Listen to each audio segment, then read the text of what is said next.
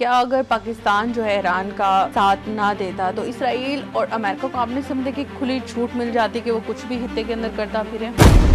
Pakistan Iran का साथ देता या ना देता, वो that is a secondary debate. Pakistan is a sovereign state.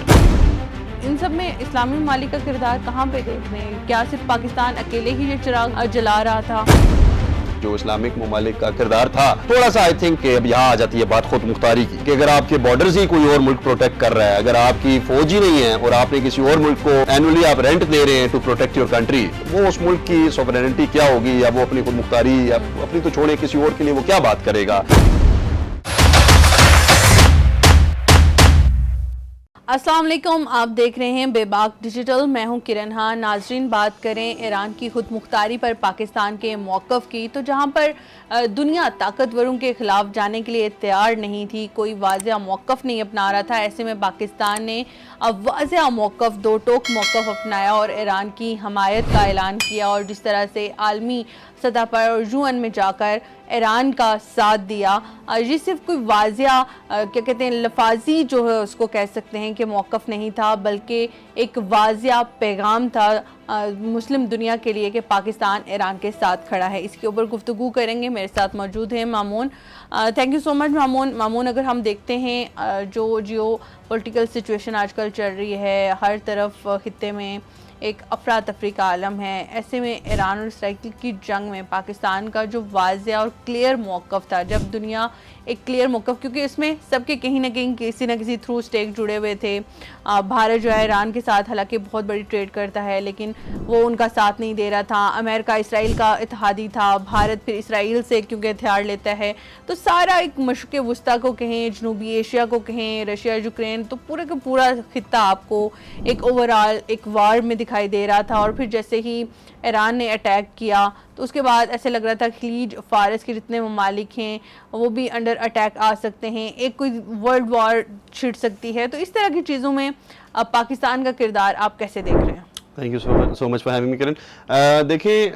हम एक यूनिवर्सिटी या दफ्तर में भी होते हैं ना, तो आपस में किसी से ताल्लुक बनाते हैं तो किसी मतलब के बिना पे बनाते हैं। तो दो लोग आपस में ताल्लुक बनाते हैं तो उनको यही होता है कि यार ये कल को मेरे किस काम आ सकता है। वो उसकी कोई मोहब्बत नहीं होती उस इंसान से, जब तक वो उस इदारे में काम कर रहा है या जब तक वो उसके काम का होता है तो वो उससे दोस्ती रखता है। तो लाइकवाइज हम तो इधर ममालिक की बात कर रहे हैं, बड़े बड़े, तो वो ममालिक जब आपस में दो ममालिक वो एक ताल्लुक बनाते हैं तो उनके कोई ना कोई वेस्टेड इंटरेस्ट होते हैं, दोनों के होते हैं। जो छोटा मुल्क है उसका भी कोई मतलब होगा बड़े मुल्क से, जो बड़ा मुल्क है उसका भी कोई मतलब होगा छोटे मुल्क से। तो लाइकवाइज इंडिया का भी जितना मुल्कों के साथ एक रिश्ता है वो एक मतलब का रिश्ता है। मीनवाइल हम पाकिस्तानी जो है ना, हम बड़ी एक इमोशनल कौम है। हम जो है ना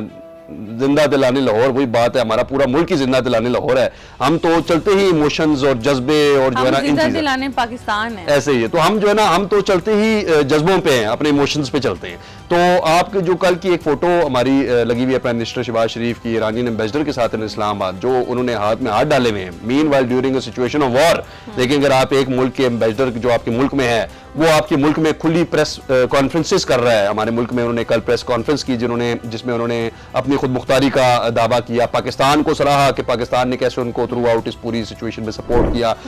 उनको मॉरल सपोर्ट किया, उनको इंटेलिजेंस हमारी शेयरिंग की उनके साथ जो भी डेटा था, और उनको प्रोटेक्ट करने के लिए हमने अज़्म उठाया कि अगर कोई एक लार्ज स्केल वॉर होती है तो इंशाल्लाह उसमें हम अपने मुसलमान भाइयों के साथ ईरान के साथ खड़े होंगे, डिस्पाइट हमारे ईरान के साथ जो स्ट्रेन्ड रिलेशनशिप्स रहे in past few years because of India या because of other non state actors जो कि इस रीजन में पीस नहीं देखना चाहती या जो सिर्फ दो मुसलमान भाइयों को आपस में लड़ाना चाहते थे। वो इंतशार फैलाने वाले लोगों के लिए ये एक बहुत बड़ा तमाचा था, क्योंकि हम वही बात है कि हम इमोशनल कौम है। अगर हमारा किसी से ताल्लुक अपने भाई से खराब हो भी जाएगा, एंड ऑफ द डे वो हमारा भाई है, हम उससे ये नहीं देखेंगे कि हमारा मतलब है या नहीं है, वो हमारे कल को काम आएगा या नहीं आएगा, लेकिन हम उसको हम वो चीज एग्जैक्टली हमारे लाइकवाइज हमारे जो इस टाइम गवर्नमेंट के ओहदेदारान है, हमारे वजीर आजम है, हमारे सिपहसालार है, हमारे फॉरेन मिनिस्टर हैं, हमारे बाकी जो जितने भी लोग हैं, वो भी इस चीज में उसी तरह इमोशनली इन्वेस्टेड है जिस तरह हम हैं। वो इस टाइम पे उनके लिए it's not a state matter या रीजनल मैटर, उनके लिए इस टाइम पे एक हमारे मुस्लिम भाई का मैटर है जो कि इस टाइम मुश्किल में है, इस टाइम उनके ऊपर जुल्म हो रहा है, उनके खिलाफ जारियत हो रही है और उसमें हम उनके भरपूर साथ खड़े हैं और सिर्फ खामोशी से साथ नहीं खड़े, जोरों शोर से साथ खड़े हैं। और हमने बिल्कुल जब रिसेंटली ये B2 बॉम्बर्स वाली भी मैंने आपको बात बताई कि पाकिस्तान ने वाज़ेह तौर पे इसमें पैगाम दिया कि हम अपनी एयर स्पेस नहीं अलाउ करेंगे, चाहे वो US के वॉरक्राफ्ट्स हैं या वो इसराइल के हैं या वो किसी और मुल्क के हैं। पाकिस्तान का air space is not going to be used against Iran, क्योंकि वही बात है, मैं रिपीट करूंगा कि ईरान हमारा भाई था, है और रहेगा। जब ईरान खुद को तन्हा महसूस कर रहा था, ऐसे में फौरी पाकिस्तान की तरफ से यकजहती की गई और ये पैगाम आलमी सतह पर दुनिया भर में ईरान के लिए एक नया बाब खुलने में आप समझते हैं कि उसने एक किरदार अदा किया? बिल्कुल किया। देखें, आपके जो इंटरनेशनल एटॉमिक एनर्जी कमीशन है, एजेंसी है, वो उनका काम होता है कि जितने भी मुल्कों की जो न्यूक्लियर एसेट्स हैं उनके ऊपर नजर रखना, उनकी इंस्पेक्शंस करना कि वो मजीद बढ़ तो नहीं रहे, या अगर बढ़ रहे हैं तो कितने एक वॉरहेड्स हैं उनके पास, उनका एक चेक एंड बैलेंस रखा जाता है। और ईरान जो एक बल्कि 1947 में आई थिंक एक न्यूक्लियर नॉन प्रोलिफरेशन ट्रीटी आई थी जिसमें हम सब सिग्नेटरीज हैं, हम सब ममालिक जिनके पास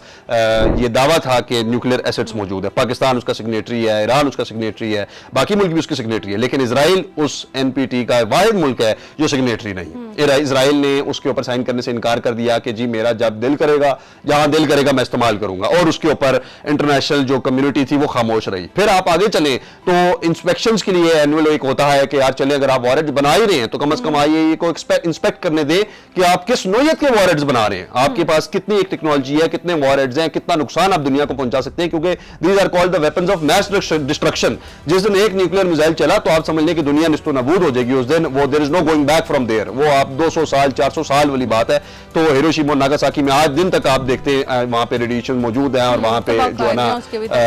एम्प्यूटेटेड बच्चे पैदा हो रहे हैं। तो इसलिए हम पाकिस्तान इस चीज में ईरान के साथ खड़ा था और ईरान को बल्कि मुशावरत में पाकिस्तान ने बड़ा रोल किरदार अदा किया कि ये देखिए एक इदारा है, इंटरनेशनल इदारा है, बेशक वो किसी के इन्फ्लुएंस में है, किसी के दबाव में है, आप फिर भी उनके साथ कोऑपरेट करें, क्योंकि अगर हम भी बागी हो जाएंगे या हम भी लॉलेसनेस में आ जाएंगे जस्ट बिकॉज कि हमारा दुश्मन लॉलेसनेस में है तो फिर हम में और उनमें कोई फर्क नहीं रह जाएगा। लेकिन तो आपने खुद भी अभी एक बात की थी कि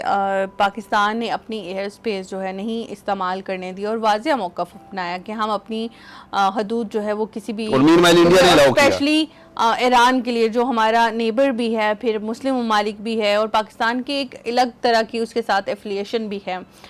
तो ऐसे में ये फैसला एक सिर्फ सफारती फैसला आप समझते हैं, जो आप समझते हैं पाकिस्तान का ये असूली गैरत का मुजाहरा करना था? आई थिंक ये एक असूली फैसला था। ये वही बात है कि डिस्पाइट चले मैं कहता हूँ ईरान नहीं तो कोई और मुल्क ही सही, कि जब जिस मुल्क के साथ हमारी कोई जंग नहीं, जिस मुल्क के साथ हमारा कोई वास्ता नहीं, हमारा कोई मसला नहीं, तो हम एक खुद मुख्तार मुल्क है। ये एक जो हमारे डिसीजन था ये चीख चीख के सिर्फ एक ही बात पुकारता है कि हम एक खुद मुख्तार मुल्क हैं और हमारी खुद मुख्तारी हम खुद तय करेंगे। कोई और मुल्क तय नहीं करेगा कि हमारी एयर स्पेस वो किस काम के लिए इस्तेमाल करे, ये हम तय करेंगे। ये फैसला रखना हमारा राइट है। और despite saying no absolutely not to the US aircraft के हमने उनको अलाउ नहीं किया, डिस्पाइट दैट हमारे आर्मी चीफ को US में इज्जत मिली, पूरी दुनिया ने देखा, व्हाइट हाउस में उन्होंने लंच किया, हलाल खाना खाया, वो भी पूरी दुनिया ने देखा, और वापस आने के बाद ट्रंप ने जो स्टेटमेंट दी वो भी पूरी दुनिया ने सुनी। और आज दिन तक जो एक हमारे पाकिस्तान का एक जो किरदार डिस्क्राइब किया जा रहा है इंटरनेशनल मीडिया पे, वो पॉजिटिव किरदार डिस्क्राइब किया जा रहा है। कहीं पे भी पाकिस्तान को इस चीज पे कोई क्रिटिसाइज करने की जरूरत नहीं रखता कि अगर पाकिस्तान ने अलाउ किया या नहीं किया, वो क्लियरली पाकिस्तान का प्रेरोगेटिव था और Pakistan had the right to decide and Pakistan did decide. Meanwhile वही बात है कि हमारा जो पड़ोसी मुल्क बैठा है, दोगलों का, चोरों का, डकैतों का मुल्क, वो उन्होंने अपनी एयर स्पेस अपनी एक भाई के साथ जिसको आप भाई क्लेम करते थे उसके साथ तो आपने वो एक धोखा किया ही किया, आपने अपने मुल्क की सालमियत के साथ भी धोखा किया। अपने मुल्क को आपने एक सॉवरेन स्टेट होने का जो आप दावा करते थे वो उसमें आपने क्लियरली मुंह की खाई कि एक तरफ आप US ने क्लेम जब किया कि US ने मीडिएट किया था बिटवीन पाकिस्तान इंडिया वॉर, आपने खुल के कहा कि जी US ने कोई मीडिएट नहीं किया था and US is nobody to tell us कि जो है ना हम किससे जंग रोकेंगे किससे। तब तो आप बड़े चौधरी बन रहे थे कि जी हमने खुद फैसला किया है, हमारे DGMO की खुद DGMO से बात हुई है। दूसरी तरफ आप अपनी एयर स्पेस अलाउ कर रहे हैं कि जी अपने एक ब्रदर मुमालिक के खिलाफ, मुल्क के खिलाफ जो है ना अटैक करने के लिए, और बाहर आप दावे कर रहे हैं कि जी आप ईरान के साथ यूटर्न के मास्टर। इसमें एक चीज तो वाज़ेह हो गया, क्या अगर पाकिस्तान जो है ईरान का साथ ना देता तो इसराइल और अमेरिका को आपने समझे कि खुली छूट मिल जाती कि वो कुछ भी हित्ते के अंदर करता फिरे? आई थिंक देखें वही बात है कि पाकिस्तान ईरान का साथ देता या ना देता, वो that is a secondary debate. Pakistan खुद, हम पहले भी इस पे एक शो कर चुके हैं कि Pakistan is a sovereign state. Pakistan की जो आर्मी है, the 5th largest army in the world. हमारे जो न्यूक्लियर वॉरहेड्स हैं, they have the capability to reach US as well as Russia. मतलब कि आप दुनिया के जो दो आखिरी कोने हैं, हम वहां पे हिट करने की सलाहियत रखते हैं। हमारे पास वो वॉर क्राफ्ट मौजूद हैं, वो एयरक्राफ्ट मौजूद हैं, वो फैसिलिटीज और वो वसाइल मौजूद हैं। तो आई थिंक ये एक बड़ा क्लियर मैसेज जाता है पूरी दुनिया के लिए कि पाकिस्तान नॉट बिकॉज के हमारा वो एक भाई ममालिक मुल्क है या हमारा नेबर है या हमारे उसके साथ सफारती ताल्लुकात अच्छे हैं या वो एक मुस्लिम कंट्री है, बट क्योंकि हमारा ये फैसला रखना हमारा अपना राइट है, ये फैसला करना कि हम अपनी एयर स्पेस किसको अलाउ करेंगे या किसको नहीं, या हम किस मुल्क के साथ खड़े होते हैं किसके नहीं। अभी तक आप देख लें कि पाकिस्तान पे किसी भी किस्म का डिप्लोमेटिक प्रेशर डालने की किसी ने जरूरत भी नहीं की इस चीज पे कि आप ईरान के खिलाफ मत, ईरान के साथ मत हो, ईरान के खिलाफ हमारे साथ दें, या इसमें किसी चीज हमने एयर बेसिस, ये तक सोर्सेज से मुझे पता है कि पाकिस्तान से रिक्वेस्ट की गई थ्रू यूएसए कि हम उनको को थोड़ी एयर बेस कहीं पे दे दें to carry out this attack, लेकिन पाकिस्तान ने क्लियर कट उनको रिफ्यूज किया चीज पे और एक एब्सोल्युटली नॉट बोल के उन्होंने कहा कि आपकी भूल है, नॉट जस्ट बिकॉज कि आप ईरान के खिलाफ करें, इवन अगर आप इंडिया के खिलाफ भी करते, वो इंडिया हमारा एक दुश्मन मुल्क है, अगर इंडिया के खिलाफ भी कोई आके कहेगा कि यार मुझे अपनी एयरबेस दे दो, तो वो हम फैसला, वो हमारा असूली फैसला होगा, वो हम फैसला करेंगे कि हमने एयरबेस देनी है ये नहीं, या अगर हमारा कोई उस टाइम डिसीजन होगा जंग करने का नहीं, तो तब हम उस जंग में उतरेंगे, ना कि सिर्फ इस वजह से कि किसी और मुल्क का दिल कर रहा था हमला करने का कहीं, तो हम वैसे ही चल पड़े। हम इस तरह का असली मौक़िफ़ भी तो हो सकता है ना, उसका फैसला आपने करना है कि आपने किसी का साथ देना है नहीं देना है, और आपने ओवरऑल सिचुएशन को डेफिनेटली हर मुल्क देखता है, तो आप भी देखते हैं बहुत सारी चीज़ें। ये नहीं है ठीक है आप साथ देते हैं और अभी भी पाकिस्तान ने साथ दिया। अगर इस सबको एक अगर कंपैरिजन किया जाए, इस्लामी अखवत के बहुत बड़े दावेदार हैं जो कहते हैं कि हम इस्लामी अखवत के दावे करते हैं, हम सारे ममालिक को इकट्ठा करते हैं या इनके ऊपर जब भी कोई मुश्किल वक्त आएगा साथ देंगे, तो आप इन सब में इस्लामी ममालिक का किरदार कहाँ पे देख रहे हैं? क्या सिर्फ पाकिस्तान अकेले ही ये चिराग जला रहा था? आई थिंक ये थोड़ा सा डेविस्टेटिंग है हमारे लिए सोचना या इस बारे में बात करना कि जो इस्लामिक ममालिक का किरदार था थोड़ा सा आई थिंक वो it was incline towards the west. वही बात है कि अब यहाँ आ जाती है बात खुद मुख्तारी की कि अगर आपके बॉर्डर्स ही कोई और मुल्क प्रोटेक्ट कर रहा है, अगर आपकी फौज ही नहीं है और आपने किसी और मुल्क को एनुअली आप रेंट दे रहे हैं टू प्रोटेक्ट योर कंट्री, तो वो उस मुल्क की सॉवरेनिटी क्या होगी, या वो अपनी खुद मुख्तारी या अपनी तो छोड़े किसी और के लिए वो क्या बात करेगा या क्या स्टेटमेंट देगा, वो जिसके अपने दरवाजों पर ही चौकीदार कोई और खड़े हैं। तो वो आई थिंक वो एक बड़ी हमारे लिए सैडनिंग सिचुएशन है इस्लामिक कंट्रीज के लिए पूरी दुनिया में इस टाइम पे कि हमें डिवाइड रूल का 1947 में भी हमारे साथ ये हुआ, इससे पहले भी हमारे साथ ये हुआ और आज दिन तक हमारे साथ यही होता आ रहा है कि हमें डिवाइड करके हम पे रूल किया जाता है। तो इसका मतलब ये है कि ईरान के लिए भी ये एक बिल्कुल कह सकते हैं कि बड़ा समझने के लिए काफ़ी है इस वार से एक नतीजा अखज़ करने के लिए कौन उसके अपने हैं कौन उसके दुश्मन हैं और किस तरीके से लोग एक दूसरे को कुछ चीज़ों में बेवकूफ़ भी बना रहे होते हैं। तो ईरान, पाकिस्तान, तुर्की, सऊदी अरेबिया, आपको लगता है कि ये एक नया ब्लॉक तैयार हो सकता है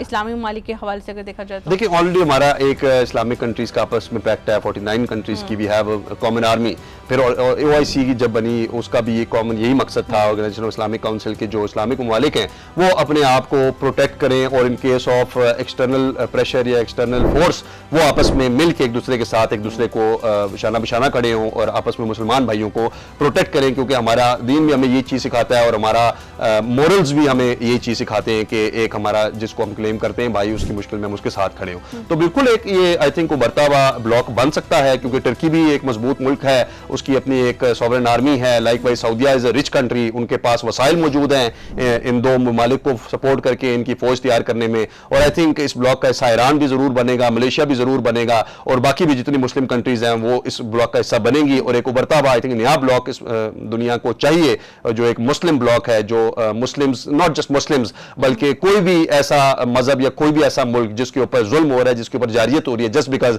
दे आर वीक या they have a difference of opinion with